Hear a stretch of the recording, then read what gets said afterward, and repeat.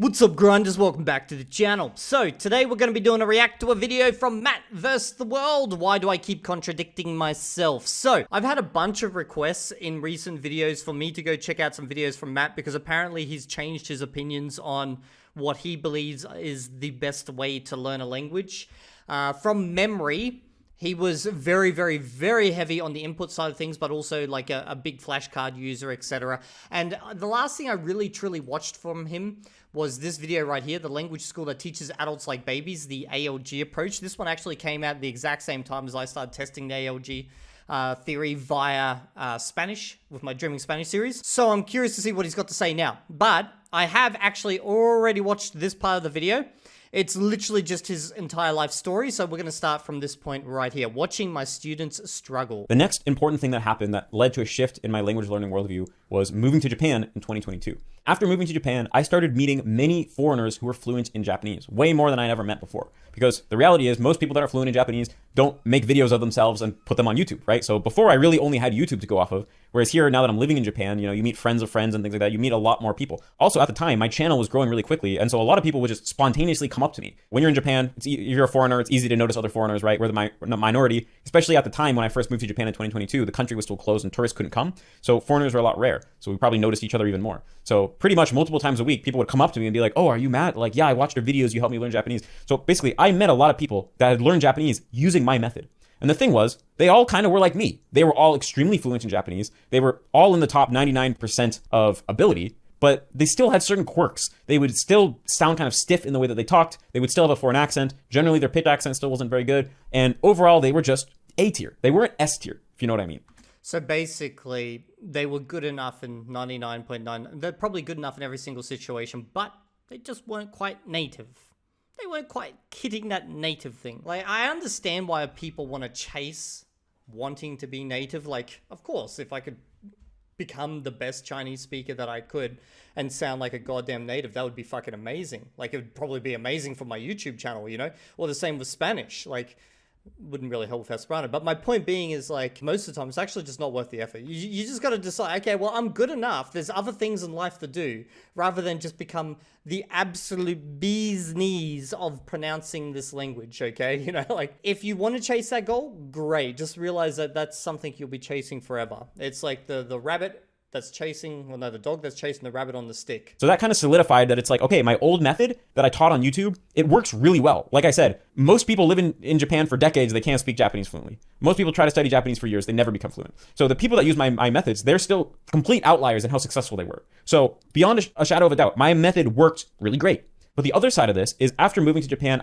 By the way, his method is basically, if you watch the first half of this video, it's about 10,000 hours worth of work. That was me doing a rough calculation based on everything you mentioned. 2 years in school, studying the language, then 6 months full-time immersion, then going to the country, living there for, I think it was 6 months, then coming back, doing full-time immersion again, and then making friends in the language, basically living your entire free time within the language, watching just content in the language. It was like 10,000 hours worth of effort. So if you want to get good at a language, I'm pretty sure if you spend 10,000 hours, you're going to get good at it. No matter what. Like, by that point, the method really doesn't matter anymore. You know what I mean? Like, you're going to be good at that point. Like, a great example is my wife, okay? So my wife is Chinese. She speaks English. And, like, to Australians, they can pick her out that she's Chinese. Like, she's got a slight accent, the slightest of accents.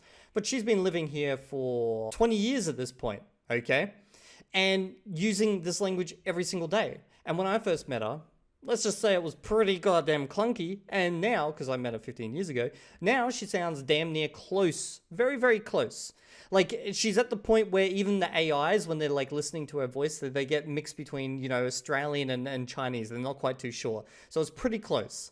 And that's just because she's just spent an insane amount of time with the language. And this is for someone who has absolutely no interest in Australian culture, in Western movies, Western films, or anything like that. She lives here purely because of, like, it's just a better life, basically. So imagine someone who was, like, massively into the culture and the language, like Matt is. Of those people that are just S tier. that are just like sound completely Japanese, or the way I'd put it is, even if they have some aspects of their Japanese that are still not perfect, like maybe they'll still make mistakes, maybe their pitch accent's not perfect, they have something else about their Japanese, something about their pronunciation and their mannerisms, like make them have this Japanese vibe. It's like they have this Japanese X factor that's so strong that even though they might make small mistakes, Japanese people feel that they're speaking to another native. It's like what I felt with Ken Cannon. And it's something that I think I don't have and people don't feel with me. When Japanese people speak with me, they feel like I'm speaking to a foreigner who's incredible at Japanese. Whereas when people speak to Oji Man, I think they feel like, oh, I'm talking to a Japanese guy. That's like the intuitive sense. Is this actually true, or is this just your own form of imposter syndrome? Like, for those who speak Japanese and you listen to him, like I have asked this question of one other person before and they said he's very, very good, but he does have a slight accent. But like overall, this feels like more imposter syndrome than anything. Like you're constantly trying to chase that perfection, you know? And it's like, yeah, I guess if you're trying to be a world athlete of the Japanese language, I don't know why, because like you're at a point now where you're so goddamn good, you might as well do something else. You know what I mean? Like go learn another language or like a new skill set or something like that. Like there's diminishing returns at a point that you just got to factor in. And by the way, I'm not saying don't do that. Like I literally did this for Esperanto. I tried chasing this for ages. I think I did it for over 12, 13 years, trying to be the best of the best. I ran a YouTube channel where I was just producing videos in the language, you know, freaking every single day. But then I was like, why? You know, there's other shit to do in life. And then one day I just stopped and I did other shit in life. Like kind of an obvious empirical truth. All the people that learn with a reading heavy approach have a good accent. All the people that learn through listening have an excellent accent. And basically the only people that were able to beat me were the people that learned through listening. So that's, for the most part, the story of how I came to believe that learning through listening initially is by far what's going to give you the best chance of getting the best accent possible. Now, a similar but slightly different kind of train of thought or kind of evolution of my thinking is the timing of when you should start doing output. So again, I talked about my experience and why I believed that really input is all it should take. And if you, for the most part, if you just get enough input, output should... I don't know why he had this theory, because like it must have been obvious to him when he started studying pitch accent, like actually studying it and doing pitch accent courses, that obviously input was not enough. Maybe it comes from that whole ALG belief around, you know, damage. There's this idea within the automatic language growth sphere that if you do any form of study or anything like that, you're going to introduce damage into your language and therefore you'll never be perfect. And maybe that's where this idea has come from. He's like, oh, well, already damaged due to, you know, studying it high school or stuff. But realistically, I think probably one of the biggest things, the biggest factors that helped him get good at the language was just probably age. Like he was just young. It sounds like when he started Japanese, he was probably just at the back end of that period where kids can still kind of pick up a native accent if they live in country. And because he was so into Japanese and studying it so hard at that period of youth, like that got him close. I'm pretty sure if he did exactly what he did then, but just 10 years later, the results might be actually quite different. Now, obviously this is an assumption, but I feel like that's it, because like I know people who moved to Australia at 12 years old, and now that they're adults, you can't pick them apart from an Australian. You know, like they'd sound exactly like an Australian. But then, you know, people who move here like 18, 19, they've still got that accent. Like they just can't freaking get rid of it. There's something... Like, I know we talk about this all the time in language learning, you know, kids' brains are just better at absorbing this stuff. And then other people say, no, that's not true. Kids and adults are exactly the same. But, you know, my personal experience is that there comes a point where you just lose that ability. And the only people who seem to be able to maintain that are the ones who have made sound, like the study of sound, such as musicians, something that is critical to them. So I feel like for most people trying to chase this accent, especially like if you're at my age and you're learning a language, you're never going to hit it, no matter what you do. Come naturally. Of course, you're not going to be perfect, but for the most part, you should at least be able to reach somewhere close to a basic level of fluency just through input. And then at that point, you can start naturally outputting more and more and just getting better and better. Now, I started to realize over time through watching people learning Japanese that this didn't seem to be how things play out for most people. First of all, starting all the way back in 2018, I actually did one-on-one consultations with a lot of language learners. And most people would only need to talk to me one time, and then, I'd kind of teach them the method, they'd know what to do, and I wouldn't talk to them again. But there were some people who I talked to on a regular basis, a couple times a year, over the course of many years. And I basically saw them from when they first started learning Japanese, or when they were still pretty new to Japanese, all the way up until they were fully reached fluency. And for a lot of these people, what they experienced is getting to the point where they had really good comprehension, they had gotten many thousand hours of input, but when it came time to actually output, they just really struggled. It just seemed to not come. And I was kind of confused because when I reflected on my experience, it felt like, well, when I was at this point, it kind of just came. And I tried to give them some tips, and I thought maybe it was all just psychological barriers that they had to overcome and stuff like that. But it just became a very recurring pattern. And in 2014... Well, does that sound familiar? Obviously, I'm doing my Spanish right now. But then again, I suspect with Spanish, I'm probably going to start speaking like pretty good pretty quickly. Like, this is my suspicion. Clip this shit, because if this is not the case, you could all laugh at me in the future. But like, I have a suspicion mainly because this is a language that is in some ways closely related to Esperanto and even English. So I feel like I could put that one together pretty easily once I've picked up more of the grammar just from reading. So yeah, don't know where I'm going with that, but obviously Japanese is a different beast. 14, with Ken Cannon, I started this ongoing group coaching program called Fluency Incubator, where again, I noticed this pattern even more because now I was teaching more students directly than I ever had before. And then starting last year in the beginning of 2025, that's when I started Immersion Dojo, which is the community that I still run to this day. And again, there are a lot of people in the community that I talk to who already can understand Japanese very well. They've gotten a extremely large amount of input, yet even forming basic sentences is still a struggle to them. Now again, on the other hand, there's these kind of new all-stars that had popped onto the immersion learning scene that had pretty much started outputting right from the beginning and reached incredible levels of speaking ability. Like Ananya, Will Hart, Uljiman. Again, these people, they... Okay, so he's referencing Will Hart. Will Hart speaks Chinese very, very well. However, example, my wife, she's listened to him and she straight up said he sounds like a... I'm not trying to pick on Will Hart, okay? But he sounds like a female speaker of Chinese. And I think what happened was he probably shadowed or listened to a lot of female speakers of Chinese early on, and that has rubbed off on him. And it's kind of hard to get rid of that now. That was something, because like, I didn't even ask my wife. I was literally just watching a Will Hart video. And then she like walked behind me and she was like, oh, is he gay? And I was like, what? No, why? Like, I was just confused. And she's like, oh, he's just got like a feminine sounding voice. And I was like, what? And then she sat down and watched him and she's like, sounds like a female. Like, he's just got like the twang to it, I guess.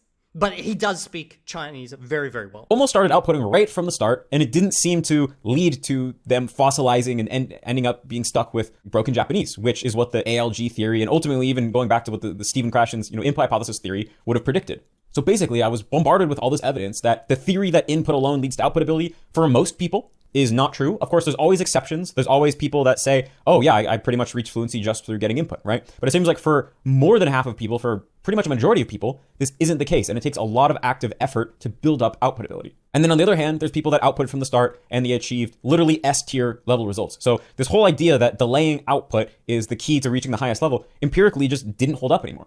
And I mean, in a way, there's this... Well, realistically, I think it just comes down to two things. Some people are just better at hearing sounds and repeating sounds. Some people come in at a younger age when they still have the ability to absorb sounds in new languages. And then some people, they just don't care. Like, they just don't try to learn the sounds. Like, I know I'm not good with sounds overall. Like, I'm not a musician or anything like that. So I can always get approximate, good enough. But I'm never going to be native sounding. Like, I just know that's not me. And plus, like, I'm hitting it, this is a much older age. But, like, I feel like we're all trying to find the magic key. Like, why did he get it and they didn't? And I think it's just a combination, Maybe it was the age when he started. A lot of these guys who are now doing Japanese and stuff, they actually started in their teens. That's a critical time for picking up the sounds of a language. It could just be that. Maybe they just picked up the sounds correctly, It could be that they're just really tuned to sounds overall because, they love music. And since they're very, very young, they've been, parroting freaking all sorts of stuff. So it's just like, I don't think there is like one solution that's going to solve it for all people. This question that I've been getting asked since I first started making YouTube videos that I never had a really good answer for points to this, which is, how do you explain heritage speakers? Heritage speakers are basically people who grew up with immigrant parents. So for example, if you're Chinese American and you were born and raised in America, but your parents are immigrants from China, and so inside of the household, you're spoken to exclusively in Chinese. When you were a small child, you actually were able to speak Chinese. And then once you started going to American schooling, you learned how to speak English. And over time, although, these people always retain the ability to understand their mother tongue, or in this case of this example, Chinese, they lose the ability to speak it. And that's basically me in Spanish right now. I'm not a heritage speaker, but like I can understand, I can't speak it yet. Even though every single day they might come home and hear their parents speaking Chinese and they get input, they don't become able to speak the language. Even though they get more and more input over time, it never seems to lead to output ability. So I used to have to come up with a bunch of really kind of strained, stretching theories to explain why this is. And there are some cases you can be made of like, oh, actually, if you add up the total number of input, it's not that much. And if they push themselves to output, it probably would come. And those are all true. But ultimately, again, it goes to that thing of like, yeah, if you don't push yourself to output, the output doesn't come. That's kind of the whole. Yeah, that's true. No matter what, you need to push through it. There's never going to be a point where it just comes out. This is the same with heritage speakers. They're just going to have to try, and they're going to have to listen to their own terrible freaking, Spanish or whatever it is. Just try, push through, slowly self-correct, use materials to correct. Like if you're following this method, that's why I said self-correct. But like realistically, it's just, there's no way of getting around this. You have to try. Point that I'm trying to make here. Now, it has to be said, again, that I don't believe that you should output from day one. I still believe that input is by far the most important thing. It's the core driver of the process. Ultimately, that's how you get the language into your brain. And if the language isn't in your brain, you're not going to be able to pull it back out. And so ultimately, I still have... I think as long as you can understand what you're saying, you're fine. Like if you know the sentence that you're saying is structurally correct, like maybe you work with a tutor or something, and they're like, yeah, no, that's fine. Then outputting, that's fine. What's the problem? Like... This idea that you have to gather a large amount of the language before you can safely start outputting because, fossilization and everything, I think it's overblown. If you look at the broader language learning landscape, I still have a... But then again, it also really depends on what you're trying to achieve. If you're trying to, if you don't care about speaking, then fine, don't speak. Why bother, But if you actually want to use the language, then just sitting there hoping for it to one day to come is not going to be the solution. Very conservative position of waiting until you've gotten at least 1,000 hours of input before you start outputting.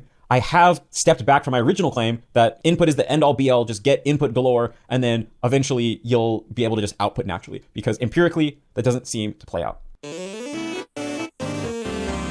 Yep. Now, on a kind of similar note to this, there's the, anime versus natural speech part of the picture. And again, this mostly goes back to the shift in perspective of me viewing myself as basically someone who just beat the game of Japanese 100%, versus reframing and realizing that I'm A tier, but there's other people that are S tier. And another thing that almost all the people that are in S tier have in common is that they mainly acquired the language listening to natural, unscripted speech. This might be different for other languages, but at least in the case of Japanese, the way that people speak in scripted, voice-acted content is radically different than the way that people sound in real life. Maybe there are specific sentences that will show up in a slice of life. This is why, actually, as part of my Dreaming Spanish ALG series, why I've focused so heavily on Argentinian Spanish.